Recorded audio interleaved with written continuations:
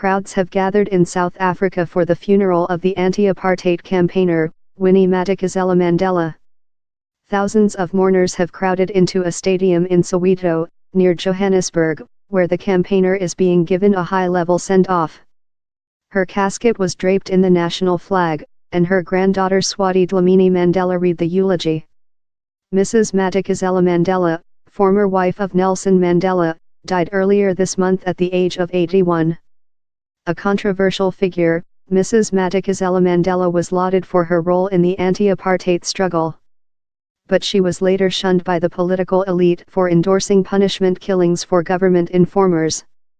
Mrs. Madikizela-Mandela was a social worker when she met her future husband, then a prominent anti-apartheid campaigner, in the 1950s. They were married for a total of 38 years. For almost 3 decades of that time, they were separated by Mr. Mandela's long imprisonment. They had 2 daughters together. After Mr. Mandela was imprisoned by the apartheid regime, Mrs. Madikizela-Mandela became an international symbol of resistance to apartheid. She too was jailed for her role in opposing white minority rule. To her supporters, she became known affectionately as Mother of the Nation.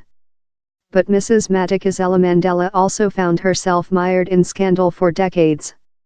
She was accused of conducting a virtual reign of terror in parts of Soweto by other members of the ANC in the late 1980s, and in 2003 she was convicted of fraud. She will be buried in Johannesburg.